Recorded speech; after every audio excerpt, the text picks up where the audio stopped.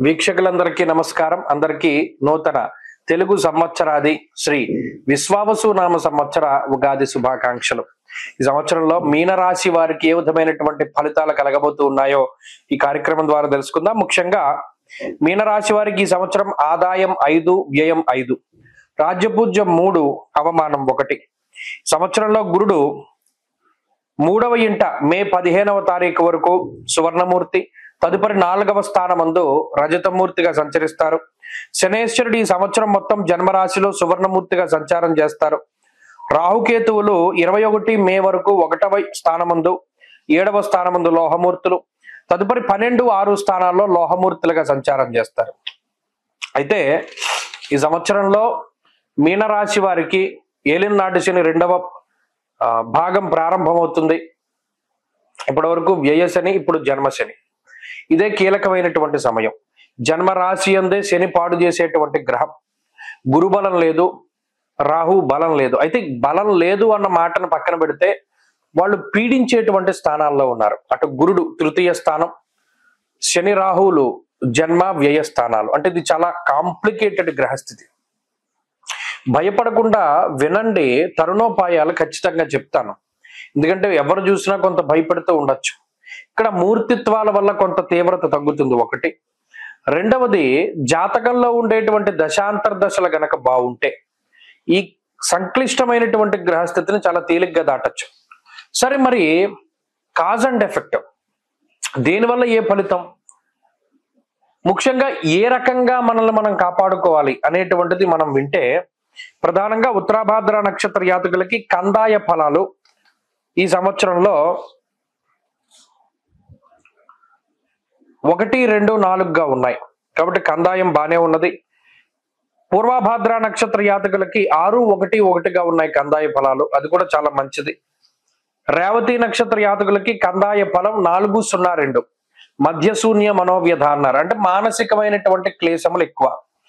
అది ఒకటి. ఈ దీర్ఘ సంచార గ్రహాలు, ముఖ్యంగా ఈ ప్రత్యేకించి ఇప్పుడు ఉన్నటువంటి గ్రహస్థితి, జన్మశనేశ్వరుడు తేజో హానిర్మతిర్భ్రంశో మనఃపీడ భయంతదా రోగార్తిర్ బంధువైరంచ అన్నారు. బంధువులతో విరోధం, అయిన వాళ్ళతో విరోధం, కలహం, ఎంతసేపు ఆఖరికి జీవిత భాగస్వామితో కూడా విరోధం. ఎంత కలహం ఉంటుందంటే చిన్న చిన్న మాటలు పట్టుకుని విడిపోయేటువంటి పరిస్థితి. బద్ధకం, ఏ పని మీద ధ్యాస లేకపోవడం, ప్రతి పెద్ద విషయం అయినా సరే అది చాలా ఈజీగా లైట్ గా తీసుకుంటూ ఉండడం, ప్రతి పని వాయిదా వేసుకోవడం, ఈజీగా ధనాన్ని సంపాదించాలి అనేటువంటి దాని మీద దృష్టి వెళ్ళిపోతూ ఉంటుంది. ఈజీ వేలో డబ్బు ఎలా సంపాదించాలి, బెట్టింగ్, జోదము, ఇలా అనవసరమైనటువంటి వాటిలో ధనాన్ని కోల్పోయేటువంటి పరిస్థితి. స్నేహితులు, వ్యసన పరులతోటి స్నేహం, మిమ్మల్ని పక్కదోవ పట్టించేటువంటి వారితోటి స్నేహం, అలాగే శరీరం వర్చస్సు తగ్గిపోతూ ఉంటుంది, రూపు కూడా రంగు తగ్గిపోతూ ఉంటుంది. అలాగే గురుడు నీరసము నిస్సత్తువుని కలగజేస్తారు. కొంత అనారోగ్య సమస్యలు, ఉద్యోగము వాటిలో సమస్యలు, బంధుమిత్రులపై ఆధారపడవలసినటువంటి పరిస్థితి, ఎవరి మీదనైనా ఆధారపడి లేకపోతే జీవితం వెళ్ళనటువంటి స్థితి.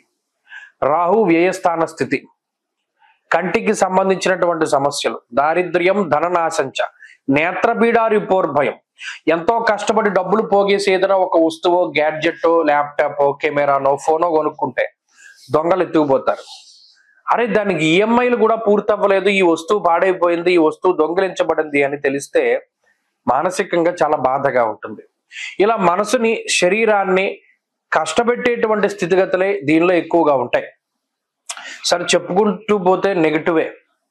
మరి ఏంటంటే తరుణోపాయం, ఇందాక చెప్పినట్టు జాతకంలో దశాంతర దశలు బాగుండాలి, దానివల్ల కొంత ఓవర్కమ్ అవుతారు. 2, నిరంతరం భగవంతుడిని పట్టుకోవాలి. ఎవరిని పట్టుకోవాలి?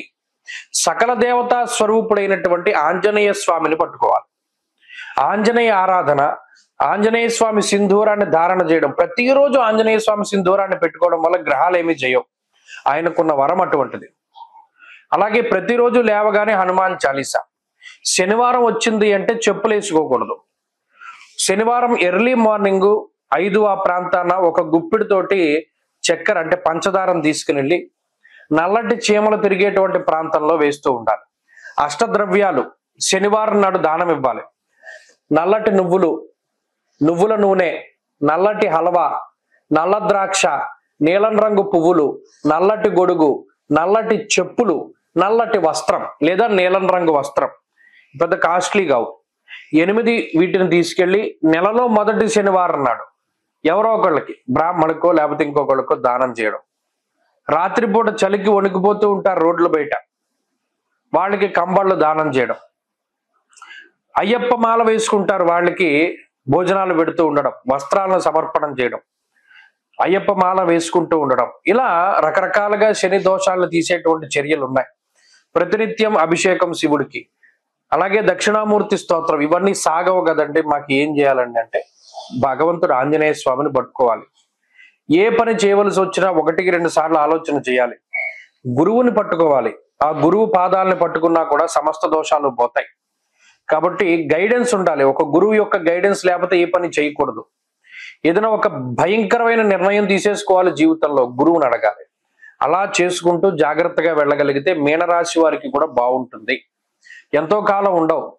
భయంకరమైన మబ్బు పట్టి వర్షాలు పడుతూ ఉన్నా కూడా తెల్లారేసరికి సూర్యుడు కనబడితే ప్రశాంతంగా ఉంటుంది. అలాగే ఇప్పుడు ఉన్నవన్నీ కారు మబ్బులు, ఇవి తొలగిపోతాయి. పెద్ద కంగారు పడాల్సిన పని లేదు. కాకపోతే ఎవరిని నమ్మకూడదు. స్వశక్తిని, సొంత తెలివితేటల్ని నమ్ముకోవాలి. తర్వాత గురువుని నమ్మాలి, అంతే. ఈ విషయాలు దృష్టిలో పెట్టుకోండి. అద్భుతమైనటువంటి ఫలితాలు సంప్రాప్తమవుతాయి. మార్చి 30న మారేటువంటి శనేశ్వరుడు మీనరాశి వారికి ఏ విధమైనటువంటి ఫలితాలను ఇవ్వబోతూ ఉన్నారో ఈ వీడియో ద్వారా తెలుసుకుందాం. ముఖ్యంగా చూసుకుంటే ఒక విడత ఏలినాటి శని పూర్తయింది, ఒక 2.5 సంవత్సరాలు పూర్తయింది, ఇంకొక 2.5 సంవత్సరాలు, అంటే ఇది కీలకమైనటువంటి 2.5 సంవత్సరాలు.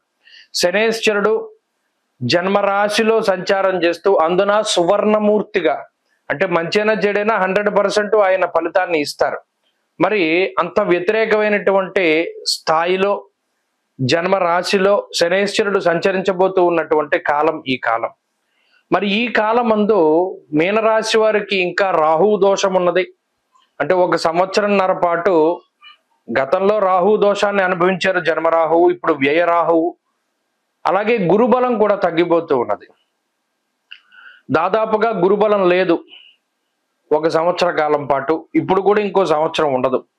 మరి ఇటువంటి తరుణంలో మీనరాశి వారి భవిష్యత్ ఏంటి?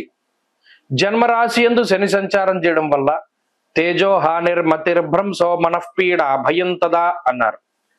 తేజస్సు అనగా ఇక్కడ 2, ఒకటి వర్చస్సు వస్తుంది.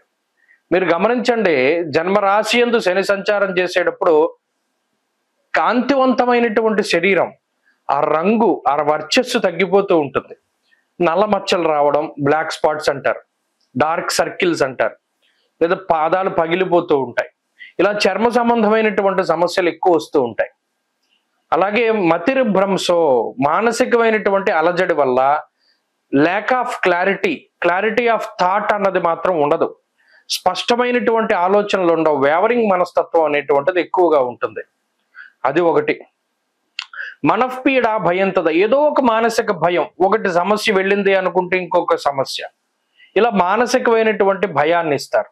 ప్రధానంగా గుర్తుపెట్టుకోవాల్సింది, జన్మరాశిలో శని సంచారం జరుగుతూ ఉన్నప్పుడు వ్యసనాల బారిన పడకుండా ఉండాలి. వ్యసనం జన్మగే శనవు అన్నారు. శనేశ్వరుడు వ్యసనాల బారిన పడేలా చేస్తారు. జోదము, స్పెక్యులేషను, బెట్టింగు, ఇటువంటి వాటిలో ఆయన తీసుకువెళుతూ ఉంటారు.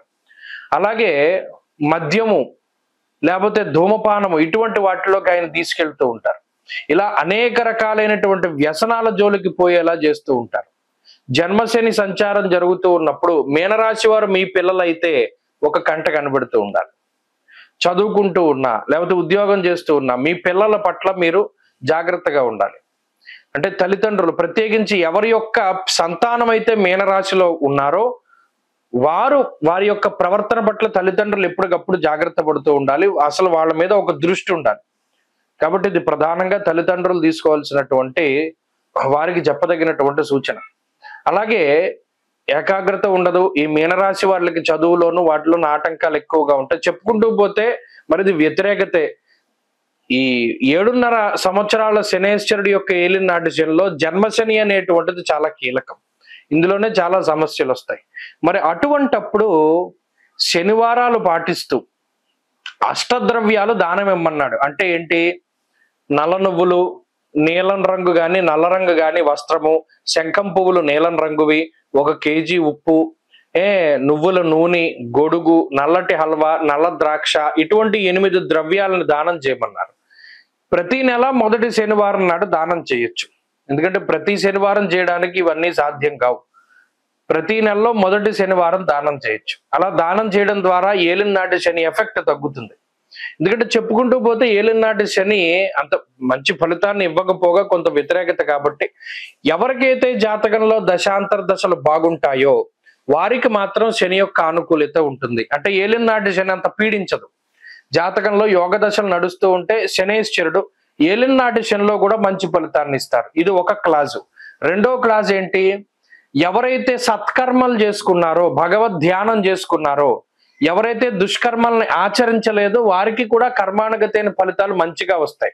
చాలా మందిలో మీరు చూస్తూ ఉంటారు, ఏలినాటి శనిలో పదవులు అలంకరిస్తారు, ఏలినాటి శనిలో ఎక్కువ సంపాదించుకుంటారు, ఇంకా ఎక్కువ సుఖంగా ఉంటారు. మరి ఈ 2 క్లాసులు కూడా దానికి అన్వయం అవుతాయి.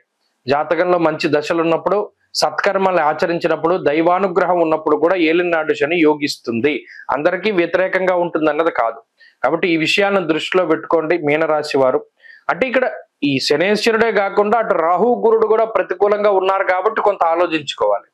కాబట్టి ఈ విషయాలను దృష్టిలో పెట్టుకొని శనివారం నియమాలు ఆచరిస్తూ ఉంటే ఏలినాటి శని కూడా యోగించడానికి అవకాశం ఉంటుంది.